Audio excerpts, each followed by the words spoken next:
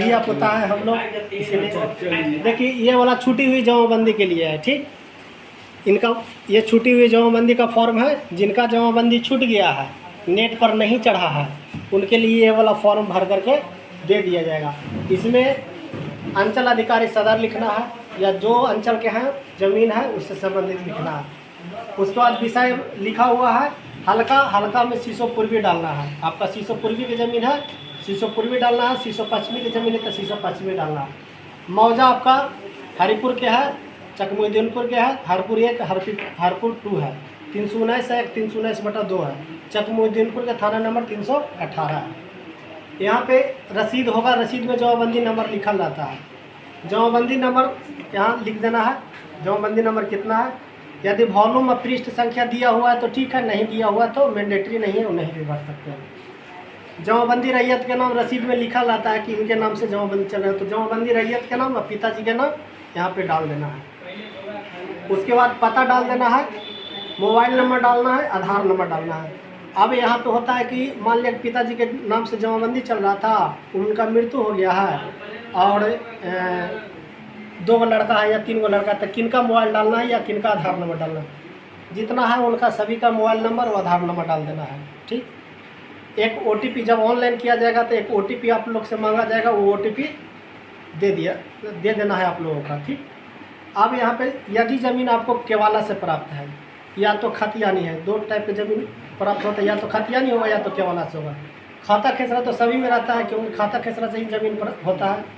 तो यहाँ पे खातर नंबर डाल देना है, खेसरा नंबर। यदि पुराना नया दोनों है तो पुराना नया दोनों डाल दीजिए, यदि नया है तो नया डाल दीजिए, पुराना है तो कोशिश कीजिए कि अमीन के प्रतिवेदन लगा करके नया भी बना लें।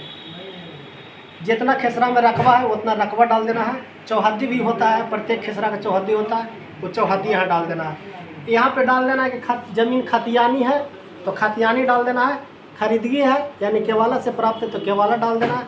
किन्हीं का होगा कि पर्चा से प्राप्त है ज़मीन, बासीत पर्चा हो या बंदोबस्ती पर्चा हो तो पर्चा वाला डाल देना है। ठीक, जो खेसरा है डाले। मान लिया कि इतना फॉर्म में पूरा नहीं हुआ, एक फॉर्म और अटैच कर दें, उससे भी पूरा नहीं हुआ, जैसे कि नहीं हुआ है, बहुत सारा खेसरा है, उनसे इनका है बहुत सारे खेसरा है, एक में फॉर्म में फिलअप नहीं हो पाएगा, एक फॉर्म और अटैच कर देंगे, नहीं होगा तो एक फॉर्म और अटैच कर देंगे। ठीक, एक फॉर्म में जितना खेसरा है, जितना रकबा है, टोटल रकबा यहाँ लिख देंगे। फिर दूसरा फॉर्म में जितना आएगा टोटल रकबा लिख देंगे। ठीक, चौहद्दी लिख देंगे तो लिख देंगे। यहाँ पे अपना सिग्नेचर कर देंगे।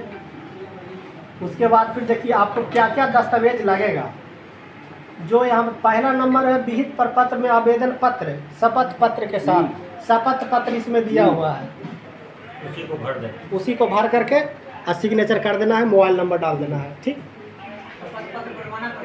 नहीं इसमें दिया हुआ है, शपथ पत्र का फॉर्मेट बना हुआ है, इसमें भर करके आप दे दीजिएगा। उसके बाद फिर दूसरा नंबर है मूल जमाबंदी की अभिप्रमाणित प्रति।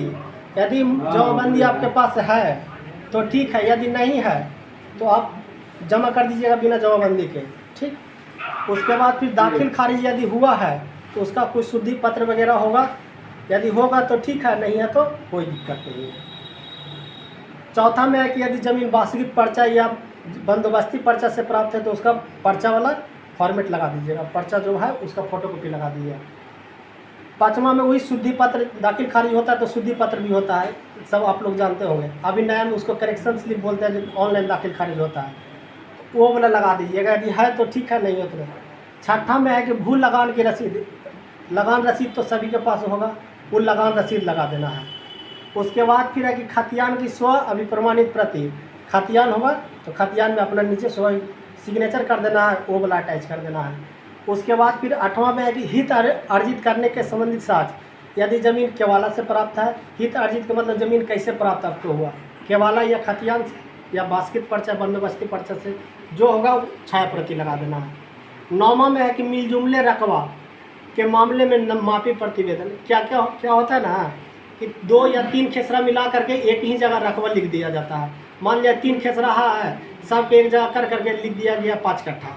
अब ये तो नहीं पता चलता कि इस प्लॉट में कितना रकबा है, इस प्लॉट में कितना है, वो आपको अमीन बताएगा कि इस प्लॉट में इतना आपको रकबा है, इस प्लॉट में इतना रकबा है। अलग अलग खेसरा और अलग अलग रकबा चढ़ाने के लिए वो आपको ज़रूरी है कि आपको अमीन का प्रतिवेदन लगा दें, ताकि ये पता चल सके कि इस प्लॉट में इतना मेरा है, इस प्लॉट में इतना वो अमीन का प्रतिवेदन। यदि एक ही खेसरा है कोई केवाला में, तो अमीन के प्रतिवेदन की कोई ज़रूरी नहीं, एक खेसरा है, एक रकबा है। यदि 3 खेसरा है या 4 खेसरा एक ही जगह रकबा लिख दिया, तो अमीन के प्रतिवेदन लगा देना है। ये हो गया आपका जमाबंदी छूटे हुए का डिजिटाइजेशन के करने के संबंध में। ये छूट गया है हाँ जी, जो ऑनलाइन कर चुका है उसका भी बताते हैं।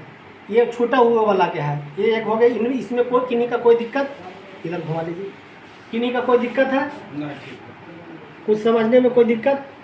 चलिए ठीक है, एक हटा दीजिए, दूसरा लीजिए।